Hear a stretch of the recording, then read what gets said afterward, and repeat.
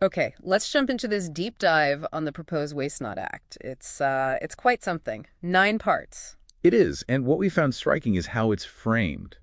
Less about just environment, more national resource security. Exactly. An economic strategy, really, aimed at a clear financial return. That's the core finding, isn't it?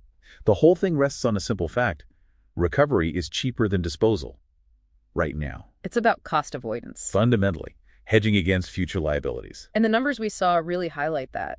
The difference between landfilling a ton of waste versus recycling it, it's pretty stark. It is. If you look at the data cited, like from 2013, 2014, landfilling cost, what, around $717 a ton? Yeah, $717.29. Only $351.29. That's a difference of over $365 per ton. Exactly. And that $365 difference, that's the justification for the necessary investment in infrastructure under Article 8. But getting that saving needs a big upfront investment, right? It absolutely does. We're talking significant capital expenditure, CapEx. But the interesting part is the operational cost. The long-term return comes because running these modern facilities, these MRFs, Yeah. material recovery facilities, it's actually quite efficient. How efficient? Well, the all-in cost, even with debt service, labor, everything, right? It's usually somewhere between, say, $60 and $80 per ton processed. So much lower than disposal. Way lower. That low operational cost makes the big initial investment make sense over time. Right, but achieving that low cost needs the tech. Which brings us to Article 7, the technical mandate. And the market seems to agree. We saw forecasts for robotic waste sorting hitting something like $11.3 billion by 2033. Yeah, that's a huge growth rate, about 15.4% in CGR. It shows you need these advanced systems, optical sorters, and so on for efficiency and material purity. Okay, so you need the tech, but how do you pay for it? That's where extended producer responsibility, EPR, comes in. Articles 1 and IX lay this out. So the producers pay. Essentially, yes. It shifts the financial burden for managing difficult materials. Think hazardous stuff like lithium-ion batteries, from the public, from taxpayers, to the companies that make and sell them. And this isn't some radical new concept. Oh, not at all. Around 63 countries already use EPR in some form. It's like those small fees you might pay on a new tire or battery. Okay, so it helps fund the complex recycling needed. Precisely. Now, let's shift gears a bit. This isn't just about money or resources. Article 3 talks about a huge social benefit. Jobs. A really massive difference here. Yeah, listen to this.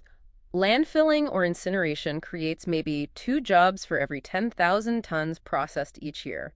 Just 2. Dismal.